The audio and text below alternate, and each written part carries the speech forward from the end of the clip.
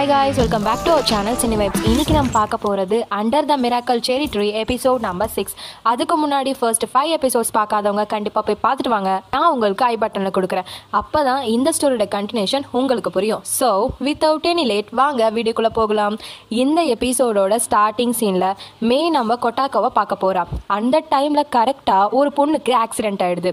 அதை பார்த்த உடனே நம்ம மே அவகிட்ட போயிட்டு என்னாச்சுன்னு சொல்லி கேட்க அவ பேசுற நிலைமையிலும் இல்லாத கவனிச்ச நம்ம மே உடனே ஆம்புலன்ஸ்க்கு கால் பண்றா. இந்த சீன்ல மே ஹாஸ்பிட்டலுக்கு அந்த பொண்ணை கூட்டிட்டு போற மாதிரி காட்டுறாங்க. ஸ்ட்ரெச்சர்ல வச்சு அந்த பொண்ணை கூட்டிட்டு போயிட்டு இருக்காங்க. ரொம்பவே அர்ஜென்ட்டா கூட்டிட்டு போயிட்டு இருக்காங்க. அந்த டைம்ல ஒரு டாக்டர் கிட்ட நர்ஸ் இருந்துகிட்டு இந்த பேஷண்ட்டை எங்க கொண்டு போகணும் அப்படின்னு சொல்லி கேட்க உடனே அந்த டாக்டர் எமர்ஜென்சி வார்டுக்கு கொண்டு போங்க அப்படின்னு சொல்றாரு. இந்த டாக்டர் வேற யாரோ இல்ல, நம்ம கொட்டாக்கோட ஃப்ரெண்டு தான். இதை கவனிச்ச உடனே மே நீ லாரி எப்படி இருக்க அப்படின்னு சொல்லிட்டு கேட்குறா. அவ அப்படி கேட்ட உடனே மே உண்மையாதான் வந்திருக்கா. இப்ப நம்ம அவகிட்ட என்ன பேசுறது அப்படின்னு தெரியாம இருக்கும்போது மறுபடியும் அவனை ரஸ் கூப்பிடவே அந்த இடத்த விட்டு எதுவுமே பேசாம போயிடுவான். இந்த சீன்ல அவங்க ரெண்டு பேரும் டெரஸ்ல உட்காந்து பேசிட்டு இருக்கிற மாதிரி காட்டுறாங்க. அந்த டைம்ல லாரி கிட்ட மே பார்த்து ரொம்ப வருஷம் ஆயிடுச்சுல்ல, கிட்டத்தட்ட 7 வருஷம் மேல ஆயிடுச்சு. நீ என்னடானா இப்ப டாக்டர் ஆயிட்ட, நான் என்னடானா அப்படியே இருக்கிற மாதிரி இருக்கு. நீ மட்டும் தான் நம்ம கேங்ல ரொம்பவுமே சேஞ்ச் ஆன மாதிரி தெரியுது. இப்போ நீ பெரிய டாக்டர், ஆனா நாங்க எல்லாம் அப்படியே நின்று போயிட்ட மாதிரியும். ஏன் நாங்கெல்லாம் சொல்றேன், வேண்டாம் நான் மட்டும் அப்படியே நின்று போயிட்ட மாதிரி இருக்கு அப்படின்னு சொல்ற. இதை கேட்ட லாரிக்கு என்ன பதில் சொல்றதுன்னு தெரியாம சைலண்டா இருப்பான். டைம்ல நம்ம மேயே ஹே உனக்கு ஒரு விஷயம் தெரியுமா, கொட்டாக்கோ உயிரோடு வந்திருக்கான். நீ சொன்னா நம்ப மாட்ட, என்ன லூசு பைத்தியம் கூட நீ நினைச்சுப்ப. ஆனா நான் சொல்றதெல்லாம் உண்மைதான். கொட்டாக்கோ உயிரோடு வந்திருக்கான். 7 வருஷம் கழிச்சு வந்திருக்கான். அவன் எதுக்கு வந்திருக்கான் என்ன ஏதெல்லாம் எனக்கு தெரியாது. ஆனா என் கூட டைம் ஸ்பெண்ட் பண்றான். அவன் பழையபடி என் கூடவே இருக்கான். எனக்கு அதை நினைச்சு ரொம்பவுமே சந்தோஷமா இருக்கு. கேங்லயே நீ மட்டும்தான் மிஸ்ஸிங். நீ ஒரு வாட்டி கொட்டாக்கோ பாரு. அவன் நம்மளோட ஃபேமஸ் கோவில்ல தான் தங்கியிருக்கான். அங்கதான் வேலையும் செய்யறான். உன்னை பார்த்தா அவன் ரொம்பவுமே சந்தோஷப்படுவான் அப்படின்னு சொல்லவே நம்ம லாரி இருந்துக்கிட்டு மே எனக்கு அர்ஜென்ட்டா கான்ஃபரன்ஸ் கால் இருக்கிறது ஞாபகம் வந்துச்சு, நான் இப்ப போயே ஆகணும்னு சொல்லிட்டு அந்த இடத்த விட்டு எதுவுமே பேசாம கிளம்பி போயிடுறான். சீன்ல மேயோட பெஸ்ட் ஃப்ரெண்டை காட்டுறாங்க. அவள் எந்த வேலை பண்ணிட்டு இருந்தாலும் அவளுக்கு அந்த நாள் மட்டுமே ஞாபகம் வந்துட்டு இருக்கும். அது மட்டும் இல்லாமல் லாரி இந்த மாதிரி நான் தான் கொட்டாக்காவை கொலை பண்ணேன்னு சொன்னது அடிக்கடி ஞாபகம் வந்துட்டே இருக்கும். ஒரு வேளை அவன் சொன்னது உண்மையா இருக்குமோ, ஆனால் அவன் எதுக்காக கொலை பண்ணுற அளவுக்கு போயிட்டான் அப்படின்னு யோசிச்சுட்டே இருப்பா. இது ஒரு பக்கம் இருக்க நம்ம கொட்டாக்காவை காட்டுறாங்க. கொட்டாக்கோ வழக்கம் போல அவனோட வேலையை செஞ்சுட்டே இருப்பான். அதே மாதிரி அந்த ஸ்கூல் பையன் வேலை செய்யாம எதையோ ஃபோனை நோண்டிட்டே இருப்பான். இவன் இப்படி பண்றதை பார்த்த உடனே கொட்டாக்கோ அப்படி என்னதான் அந்த போன்ல இருக்கு, சும்மா அந்த போனையே நோண்டிட்டு இருக்க, என்னதான் உன்னோட பிரச்சனை அப்படின்னு சொல்லிட்டு அந்த போனை பிடிங்கி பார்க்கும்போது தான் அதுல கேர்ள் ஃப்ரெண்ட்ஸ்க்கு எந்த மாதிரி கிஃப்ட் கொடுத்தா சந்தோஷப்படுவாங்க அப்படின்னு இருக்க ஆர்டிக்கலை படிச்சுட்டு இருப்பான். இதை பார்த்த உடனே நம்ம கொட்டாக்கோ ஏன்டா இதை படிச்சுட்டு இருக்க என்னடா அப்படின்னு சொல்லிட்டு கேட்க, அதுவா என்னோட கேர்ள் ஃப்ரெண்டுக்கு ஆக்சிடென்ட் ஆயிடுச்சு, அதனால நான் போய் பார்க்க போலன்னா அவள் ரொம்பவுமே லோன்லியா ஃபீல் பண்ணுவா. நான் எப்படி வெறும் கையோட பார்க்க போறது, ஏதாச்சும் கிஃப்டோட பார்க்க போனாதானே நல்லா இருக்கும். அதான் என்ன கிஃப்ட் கொடுக்கலான்னு யோசிச்சுட்டு இருக்கேன். சரி அதை விடு, நீ உனக்கும் மேக்கும் எல்லாமே ஓகே தானே, நீ எதுக்காக ஒரு எஃபர்ட் கூட எடுக்க மாட்டேன்ற மேயை சந்தோஷப்படுத்துறதுக்கு. சும்மா வார்த்தையில உன்னை சந்தோஷப்படுத்துறேன்னு சொல்றதை விட செயல்ல காமிச்சா பொண்ணுங்களுக்கு ரொம்ப பிடிக்குமா அப்படின்னு சொல்லிட்டு அந்த இடத்த விட்டு போயிடுவோம். இப்படி சொல்றத கேட்ட உடனே நம்ம கொட்டாக்கோ இதுவும் நல்லா தானே இருக்கு அப்படின்னு சொல்லிட்டு நம்ம மே கால் பண்ணி உனக்கு ஏதாச்சும் தீராத ஆசை இருக்கா சொல்ல, நான் வேணா நிறைவேற்றி வைக்கிறேன் அப்படின்னு சொல்லிட்டு கேட்க, நம்ம மே உடனே எதுக்காக இப்படி கேட்குற, என்ன சடனா அப்படின்னு சொல்லி திருப்பி கேட்க, அதுவா உனக்கு நான் நிறைய கஷ்டத்தை கொடுத்துட்டேன்னு நினைக்கிறேன், அதனால உனக்கு ஏதாச்சும் நல்லது பண்ணணும்னு தோணுச்சுப்பா, அதனால தான் கேட்டேன் அப்படின்னு சொல்லவே, ஓஹோ அப்படியா, சரி எனக்கு ஒரு விஷயம் தோணுது, அது வேணா செஞ்சு தரியா அப்படின்னு சொல்லி கேட்க நம்ம கொட்டாக்கவும் சரின்னு சொல்றான். அடுத்த சீன்ல பார்த்தா நம்ம கொட்டாக்கோ காய்கறி எல்லாம் கட் பண்ணிட்டு இருப்பான். மே இருந்துகிட்டு உடனே பரவாயில்லையே சூப்பரா கட் பண்ற, அது மட்டும் இல்லாம நல்லா வேற சமைப்ப போல இருக்கே அப்படின்னு சொல்லி பேசிட்டே இருப்பா. இவ இப்படி பேசுறது கேட்ட நம்ம கொட்டாக்கோ மனசுக்குள்ளேயே உனக்கும் எனக்கும் நடுவுல ஏதாச்சும் தீராத ஆசை இருந்தா கேளுன்னு சொன்னா இவ என்னடானா ஊருக்கே சாப்பாடு போடணும்னு சொல்றா. இதுல என்ன வேற கேக்குறா, என்ன பண்றது, கடைசியா கேட்டு தொலைச்சிட்டா பண்ணி தொலைவோம் அப்படின்னு சொல்லிட்டு அவன் பாட்டு மோனை விட்டு பண்ணிட்டு இருப்பான். மே ஆக்சுவலா என்ன கேட்டிருப்பான்னா ஃப்ரெண்ட்ஸ் எல்லாரும் சேர்ந்து டின்னர் சாப்பிடணும்னு. அந்த டின்னர் நம்ம கொட்டாக்கோவும் மேயும் சமைக்கணும்னு. அதனாலதான் நம்ம கொட்டாக்கோ சமைக்கிறதுக்கு நம்ம மேய்க்கு ஹெல்ப் பண்ணிட்டு இருப்பான். ஹெல்ப் பண்றான்னு சொல்றதை விட எல்லா சமையலும் நம்ம கொட்டாக்கோ தான் பண்ணிட்டு இருப்பான். மேய்க்கு காய் கட் பண்றது எப்படி, அதுக்கப்புறமா எப்படி சமைக்கணும் இதெல்லாம் சொல்லி கொடுத்துட்டு இருப்பான். ஒரு கட்டத்துல எல்லா சமையலும் முடிஞ்சிச்சுப்பா அப்படின்னு சொல்லிட்டு 2 பேரும் டேஸ்ட் பார்க்கலாம்னு சொல்லி உட்காந்து சாப்பிட போறாங்க. உடனே சூப் அடுப்புல வச்சது ஞாபகம் இருந்தது. ஐயோ டைம் ஆயிடுச்சேன்னு சொல்லிட்டு அதை எடுக்க போறாங்க. அதுக்கப்புறமா அதை டேஸ்ட் பண்ணி பார்த்தா வாவ் செம்மையா இருக்கே அப்படின்னு சொல்லிட்டு அவங்களுக்குள்ள அவங்க பேசிக்கிறாங்க. அது மட்டும் இல்லாம அதை குடிக்கிறாங்க. இந்த சீன்ல ஃப்ரெண்ட்ஸ் எல்லாம் வந்துட்டாங்க. இப்ப 4 பேருமே உட்காந்து நல்லா பேசிட்டு சிரிச்சிட்டு சாப்பிட்டுட்டு இருப்பாங்க. அந்த டைம்ல நம்ம மே அவளோட போனை அடிக்கடி செக் பண்ணிட்டு இருப்பா. அவ அப்படி செக் பண்றத பார்த்த உடனே என்னாச்சு உனக்கு அப்படின்னு நம்ம மேயோட பெஸ்ட் ஃப்ரெண்ட் கேட்க, அதுவா நான் லாரியை இன்னைக்கு ஹாஸ்பிட்டல்ல பார்த்தேன், நீயும் இந்த பார்ட்டிக்கு வந்தா நல்லா இருக்கும்னு சொல்லிட்டு இன்வைட் பண்ணேன். ஆனா அவன் கிட்ட இருந்து எந்த விதமான பதிலும் வரல. பதில் வரும்னு சொல்லிட்டு நான் ரொம்ப நேரமா வெயிட் பண்ணிட்டு இருக்கேன் அப்படின்னு சொல்ல, உடனே கொட்டாக்கோ மே கிட்ட நானும் அவனை மீட் பண்ணணும்னு சொல்லி ஹாஸ்பிட்டலுக்கு போனேன். ஆனா என்னால அவனை மீட் பண்ணவே முடியல. என்னன்னே தெரியல. அவனை மீட் பண்ணணும்னு நினைக்கிற ஒவ்வொரு டைமும் மீட் பண்ண முடியாமே போயிடுது அப்படின்னு சொல்றான். அப்புறம் ஒரு கட்டத்துல எல்லாரும் சாப்பிட்டு கிளம்ப போறாங்க. அந்த டைம்லயும் நம்ம மேயும் கொட்டாக்காவும் லாரி பத்தி பேசிட்டு இருப்பாங்க. இது மேயோட பெஸ்ட் ஃப்ரெண்டுக்கு சுத்தமா பிடிக்கவே இல்லை. அவன் என்ன பண்ணான்னு தெரிஞ்சா இவங்க அப்படி பேச மாட்டாங்கன்னு மனசுக்குள்ளேயே நினைச்சுக்கிறா. அது மட்டும் இல்லாம நம்ம கொட்டாக்காவும் கொட்டாக்கோட பெஸ்ட் ஃப்ரெண்டும் அந்த இடத்த விட்டு கிளம்பி போயிடுறாங்க. அவங்க அப்படி கிளம்பி போன உடனே மே கிட்ட மேயோட பெஸ்ட் ஃப்ரெண்டு நடந்தது எல்லாத்தையுமே சொல்றா. அது மட்டும் இல்லாம அவன் தான் கொலை பண்ணான்னு அன்னைக்கு போதையில வளர்னதையும் சொல்றா. இதெல்லாம் கேட்ட நம்ம மே, நீ நம்புறியா இந்த விஷயத்தெல்லாம்? நான் மட்டும் நம்பவே மாட்டேன். என்னதான் அவங்களுக்குள்ள சின்ன சின்ன மனஸ்தாபங்கள் இருந்தாலும் அவன் கொலை பண்ற அளவுக்கு அவ்வளோ கெட்டவெல்லாம் கிடையாது. நான் லாரியை முழுசா நம்புறேன். அது மட்டும் இல்லாம அவன் இந்த மாதிரி வேலையை பண்ணிருக்கிறதுக்கு எந்த விதமான சான்ஸும் கிடையாது. அப்படி அவன் பண்ணியிருந்தா கண்டிப்பா கொட்டாக்கோக்கு ஞாபகம் இருந்திருக்குமே.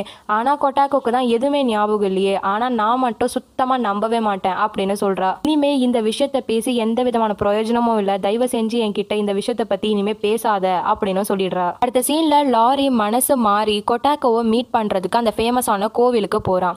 உடனே நம்ம கொட்டாக்கோவை யாரோ நினைச்சிட்டு எக்ஸ்கியூஸ் மீ அப்படின்னு கூப்பிட நம்ம கொட்டாக்கோ திரும்ப லாரிக்கு செம ஷாக்கு.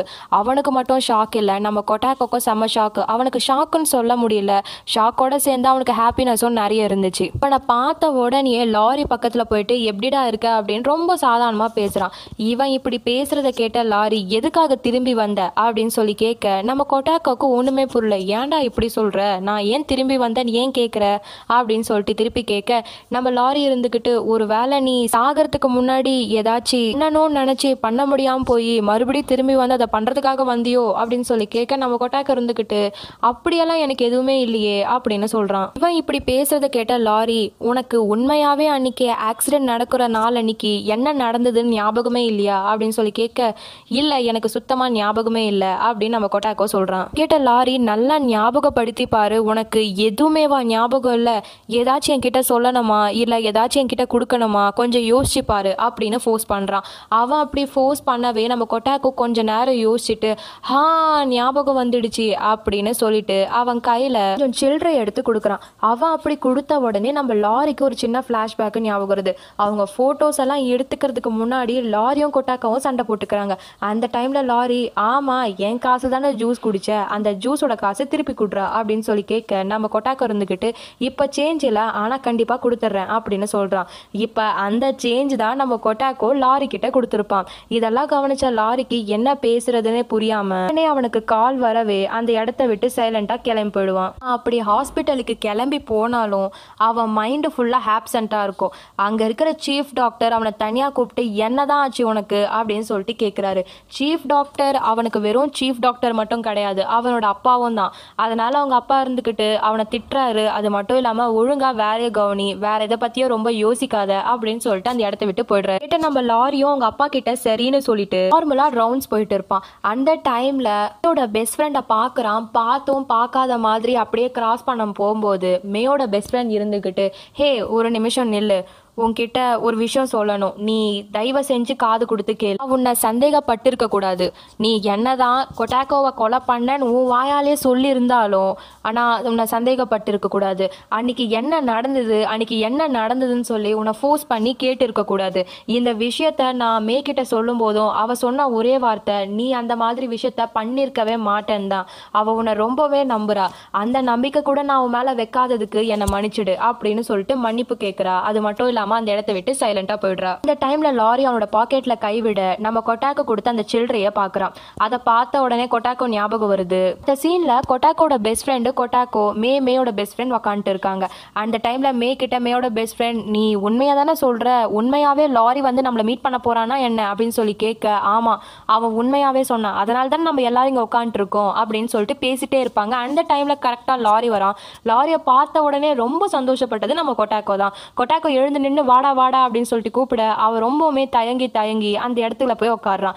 அதுக்கப்புறமா எல்லாரும் சியர்ஸ் அப்படின்னு சொல்லிட்டு பீர் குடிக்கலாம்னு சொல்லிட்டு போனா நம்ம லாரி ரொம்பவுமே சைலண்டா இருப்பான். ஏன்டா இவ்வளவு சீரியஸா உன் மூஞ்ச வச்சுட்டு இருக்கேன், என்ன தாண்டா உன பிரச்சனை, ஒழுங்கு மரியாதை சொல்லி தொலை, நான் செத்து போனதுனால தான் நீங்க எல்லாருமே பிரிஞ்சு போயிட்டீங்கன்னு எனக்கு தெரியும், எல்லாம் என்னால் தானே, எதுக்காக இப்படி இருக்கிறீங்க, அதான் நான் வந்துட்டேன்ல அப்படின்னு சொல்லிட்டு நம்ம கொட்டாக்கோ கேட்க, நம்ம லாரி இருந்துகிட்டு உங்க எல்லார்கிட்டயும் நான் ஒரு விஷயத்த மறைச்சிட்டேன், இன்னைக்கு நான் அதை சொல்லியே ஆகணும் அப்படின்னு சொல்ல ஆரம்பிக்கும். இறந்த அன்னைக்கு உண்மையாவே என்ன நடந்ததுன்னா அப்படின்னு சொல்ல ஆரம்பிக்கும் போது அப்படியே பிளாஷ்பேக்கு கொண்டு போறாங்க. நம்ம லாரிக்கு முன்னாடியே தெரியும் கொட்டாக்கோ வேகமா போறது நம்ம மேய மீட் பண்றதுக்காக தான். அதனாலதான் வழி மறைச்சி நம்ம கொட்டாக்கோ கிட்ட பேச ஆரம்பிக்கிறான். அவன் அப்படி கொட்டாக்கோ கிட்ட என்ன சொல்றானா, நானும் மேய லவ் பண்றேன் அப்படின்னு சொல்றான். இதை கேட்ட உடனே கொட்டாக்கோக்கு ஒரே ஷாக்கு. அது மட்டும் இல்லாம என்ன பேசுறதுன்னு தெரியாம சைலண்டா நின்னுட்டு இருப்பான். இதை பார்த்த லாரி, நான் உன்கிட்ட ஒரு விஷயம் சொல்லணும் கொட்டாக்கோ, நம்ம சின்ன வயசுல இருக்கும்போது நமக்கு ஏதாச்சும் வேணும் அப்படின்னா கண்டிப்பா நம்ம ரேசிங் வச்சுப்போம். அந்த ரேசிங்ல யாரு ஜெயிக்கிறாங்களோ அவங்க தானே அந்த விஷயத்தை எடுத்துக்கிறோம். அதே மாதிரி தான் இந்த விஷயத்தையும் பண்ணுவோமா, ஒருவேளை இந்த சைக்கிளிங் ரேஸ்ல நான் ஜெயிச்சேன்னா முதல்ல லவ் ப்ரொபோஸ் பண்றது நானா தான் இருக்கணும் நம்ம மே கிட்ட, ஒருவேளை நான் தோத்துட்டேன்னா நீ போய் ப்ரொபோஸ் பண்ணு அப்படின்னு சொல்லிட்டு நம்ம லாரி சொல்ல, இதை கேட்ட நம்ம கொட்டாக்காவும் இதுவும் நல்லா தான் இருக்குன்னு சொல்லிட்டு ஓகே அப்படின்னு சொல்றான். அப்புறம் என்ன, சைக்கிளிங் ரேஸ் ஸ்டார்ட் ஆகுது. ஒருத்தருக்கு ஒருத்தர் எந்த விதத்திலையும் விட்டு கொடுக்காம சைக்கிளை ஓட்டுறாங்க. அது மட்டும் இல்லாம ரொம்பவுமே ஃபாஸ்டா மலைப்பகுதி பக்கமா ஓட்டிட்டு போயிட்டு இருக்கிறாங்க. இடத்துல கொட்டாக்கோ சடன் பிரேக் போட்டு நிறுத்துறான். இதை கவனிச்ச நம்ம லாரி அதுக்காக வெயிட் பண்ணவும் இல்லை, அது மட்டும் இல்லாம எந்த விதமான ரியாக்ஷனும் கொடுக்காம அந்த இடத்த விட்டு சீக்கிரமா போகிறதுக்கு மட்டும் பாக்குறான். அதுக்கப்புறமா அவங்க பேசி வச்ச கரெக்டா அந்த டெஸ்டினேஷன்ல போய் எப்பவோ ரீச் பண்ணிட்டு இருப்பான். ரொம்ப நேரமா கொட்டாக்கோ வரதுக்காகவே நம்ம லாரி வெயிட் பண்ணிட்டு இருப்பான். ஆனா கொட்டாக்கோ மட்டும் வரவே மாட்டான். ஏதோ தப்பா படுதேன்னு சொல்லிட்டு மறுபடியும் போன வழியே திரும்பி போய் கொட்டாக்கோ கொட்டாக்கோ எங்க இருக்க அப்படின்னு சொல்லிட்டு சத்தம் போட்டுக்கிட்டே போறான். ஒரு கட்டத்துல அவனுக்கு போன் பண்ணா பக்கத்துல எங்கேயோ சவுண்ட் கேக்குது, என்னடா ஆச்சு அப்படின்னு சொல்லிட்டு சுத்தி முத்தி பார்த்தா சைக்கிள் ஒரு பக்கம் இருக்கு, நம்ம கொட்டாக்கோ ஒரு இடத்துல விழுந்து கிடக்குறான் ரத்த காயத்தோட. அதை கவனிச்ச உடனே அவன் பக்கத்துல போயிட்டு கொட்டாக்கோ எழுந்துரு, கொட்டாக்கோ ப்ளீஸ் எழுந்துரு அப்படின்னு சொன்னாலும் கொட்டாக்கோ இறந்து போற நிலைமையில இருக்கிறான். அதை பார்த்த உடனே அவன் ரொம்பவுமே ஃபீல் பண்றான், எல்லாம் என்னாலதான் நடந்தது, கொட்டாக்கோ எழுந்துக்கோ அப்படின்னு சொன்னாலும் கொட்டாக்கோ எழுந்துக்கல. இப்படியும் பிரசன்ட்ல நம்ம லாரிய காட்டுறாங்க. இது எல்லாத்தையுமே அழுதுட்டு சொல்றான். இவன் இப்படி சொல்றதை கேட்ட அந்த 4 பேருமே என்ன ரியாக்ட் பண்றதுன்னு தெரியாம சைலண்டா இருப்பாங்க. அந்த டைம்ல லாரி, எல்லாமே என்னோட முட்டாள்தனத்துல தான் நடந்துச்சு, எனக்கு நல்லாவே தெரியும் மேக்கு கொட்டாக்கோ தான் ரொம்ப பிடிக்கும்னு, அது எனக்கு முன்னாடி தெரிஞ்சும் நான் வேணும்னே கொட்டாக்கோட ரேசிங் வச்சு இப்படி அவனோட உயிரை பறிச்சிருக்கவே கூடாது, இதுக்கு எல்லாமே காரணம் நான் மட்டும்தான், நான் மட்டும் அன்னைக்கு ரேசிங் வைக்காம இருந்திருந்தா அவன் செத்துருக்க மாட்டான், அவன் சாகாம இருந்திருந்தா இந்நேரத்துக்கு மேயும் கொட்டாக்கவும் டேட்டிங் பண்ணி சந்தோஷமா இருந்திருப்பாங்க. இவங்க சந்தோஷம் கெடுத்தது நான் மட்டும்தான். இவங்க 2 பேர் நடுவுலையும் நான் லூசு மாதிரி நடுவுல பூந்துட்டேன். நடுவுல பூந்தது மட்டும் இல்லாம அவங்களோட வாழ்க்கையில இருக்க சிரிப்பையும் நான் கெடுத்துட்டேன். இதையெல்லாம் என்னோட மனசுல பூட்டி வச்சு என்னால இத்தனை வருஷம் சுமக்க முடியாம சுமந்துட்டு இருந்தேன். இப்போ நான் எல்லாத்தையுமே உங்ககிட்ட சொல்லிட்டேன். அது மட்டும் இல்லாம கொட்டாக்கோ இங்க பாரு, நான் உங்ககிட்ட மனப்பூர்வமா மன்னிப்பு கேட்டுக்கிறேன் அப்படின்னு சொல்லிட்டு நம்ம லாரி மன்னிப்பு கேட்டுட்டு அந்த இடத்த விட்டு போயிடுறான். மேக்கு என்ன ரியாக்ட் பண்றதுன்னு தெரியாம அவ ஒரு மூலையில சைலண்டா உக்காந்துட்டு இருப்பா.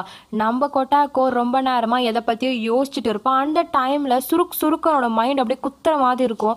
அப்படியே சின்ன சின்ன பிளாஷ்பேக் அவனோட மைண்ட்ல போயிட்டு வந்துட்டே இருக்கிற மாதிரி இருக்கும். அவன் சைக்கிளிங் போற மாதிரி இருக்கும், திடீர்னு ஏதோ கார் வந்த மாதிரி இருக்கும். இதெல்லாம் ஆகாதுன்னு சொல்லிட்டு கரெக்டா அவன் ஆக்சிடென்ட் ஆன அதே பிளேஸ்க்கு நடந்து போயிட்டு இருப்பான். அப்படியே அவன் நடந்து போயிட்டு அங்க நின்று பார்த்துட்டே இருக்கும்போது ஒரு காரோட லைட்டிங் அவனோட கண்ணு மேல விழ அப்படியே ஒரு பிளாஷ்பேக்கு கொண்டு போறாங்க. நம்ம கொட்டாக்கோ சைக்கிளிங் பண்ணிட்டே இருப்பான். அந்த டைம்ல எதிரில் ஒரு கார் வருது. அந்த கார் வந்து இடிச்ச தொட்டு தான் நம்ம கொட்டாக்கோ கீழே விழுறான். அவன் விழுந்தது மட்டும் இல்லாம அவன் கரெக்டா சுய நினைவுல இருக்கும் போது யாரோ அவனை பார்த்துட்டு கண்டுக்காத மாதிரி போயிடுறான். அப்படியும் பிரசன்ட்ல நம்ம கொட்டாக்கோவை காட்டுறாங்க. அப்படியே மயக்கம் போட்டு விழுந்திருக்கான். அடுத்த சீன்ல கொட்டாக்கோவை கோயில்ல காட்டுறாங்க. நம்ம மே வந்து கொட்டாக்கோ எழுப்ப என்னாச்சுன்னு சொல்லி நம்ம கொட்டாக்கோ கேட்க என்ன ஆச்சா அப்படின்னு அந்த ஸ்கூல் பையன் நம்ம கொட்டாக்கோ கிட்ட என்ன நடந்ததுன்னு சொல்லுவான்.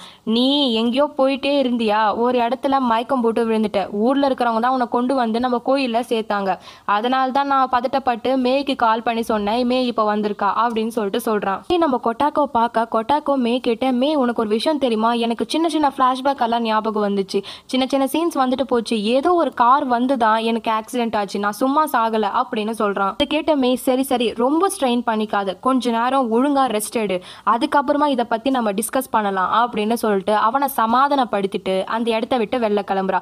அப்படி அவ கிளம்பும் போதுதான் அவ அந்த கோவில்ல ஆசையா எழுதி வச்ச அந்த ஃப்ளவரை பாக்குறா. அந்த ஃப்ளவரை பார்த்துக்கிட்டே, நான் ஒரு வேளை இந்த விஷயம் வேண்டிக்காமே இருந்திருந்தா இப்போ கொட்டாக்கோக்கு இந்த நிலைமை வந்திருக்காதுல அப்படின்னு நினைச்சுக்கிறா. இதெல்லாமே மாத்தி எழுதிட முடியாதா அப்படின்னு நினைச்சிட்டு அந்த இடத்த விட்டு சைலண்டா போறா. இந்த சீன்ல மேயோட பெஸ்ட் ஃப்ரெண்டை காட்டுறாங்க. அவ ஒரு விதமான சோகத்துல இருக்கிறா. அவ சோகத்துக்கான காரணம் கண்டிப்பா கொட்டாக்கோட ஃப்ரெண்ட் லாரி தான் தெரிஞ்சுக்கிட்ட நம்ம மே. அவன் கிட்ட போய் பேசினா எல்லாம் சரியாயிடும்னு சொல்லிட்டு அவனை பாக்குறதுக்காக ஹாஸ்பிட்டலுக்கு போறா. அப்படி ஹாஸ்பிட்டலுக்கு போன உடனே லாரிய பாக்குறா. லாரிய பார்த்த உடனே நம்ம மே இருந்துகிட்டு உன்கிட்ட கொஞ்சம் தனியா பேசணும் அப்படின்னு சொல்லவே நம்ம லாரியும் மேயும் டெரஸ்ல மீட் பண்றாங்க. அப்போ மே நம்ம லாரி கிட்ட, இதுல உன்னோட தப்பு எதுவுமே இல்லை, நீ எதுக்காக உன்னை நீயே பிளேம் பண்ணிக்கிட்டு இருக்க, அது மட்டும் இல்லாம உனக்கு ஒரு விஷயம் தெரியுமா, ஒரு கார்னால தான் அவனுக்கு ஆக்சிடென்ட் ஆச்சுன்னு கொட்டாக்கோ சொன்னான், ஆனா அது யாரோட காருன்னு எனக்கு தெரியல, அதை கண்டிப்பா நம்ம 2 பேரும் கண்டுபிடிச்சுதான் ஆகணும் அப்படின்னு சொல்ல உடனே நம்ம ஏதோ ஒரு விஷயம் ஞாபகம் வருது. அந்த காருக்குள்ள இருந்தது யாருன்னு அவன் சீக்கிரமாவே கண்டுபிடிச்சிட்டான். அப்படி அந்த காருக்குள்ள இருந்தது யாரு, நம்ம கொட்டாக்கோட கொலைக்கு யார் தான் காரணம்? இதெல்லாம் தெரிஞ்சுக்கணும்னா அடுத்தடுத்த எபிசோட்ஸ்க்காக வெயிட் பண்ணுங்க. உங்களுக்கு நம்ம வீடியோ பிடிச்சிருந்தா கண்டிப்பா லைக் பண்ணுங்க, ஷேர் பண்ணுங்க, கமெண்ட் பண்ணுங்க, அது மறக்காம நம்ம சேனலையும் சப்ஸ்கிரைப் பண்ணிக்கோங்க. அப்பதான் நான் போடுற லேட்டஸ்ட் வீடியோஸோட நோட்டிபிகேஷன் உங்களுக்கு வந்து சேரும். அடுத்த வீடியோல உங்களை நான் சீக்கிரமா சந்திக்கிறேன். Until then, stay tuned. See you later. Bye bye.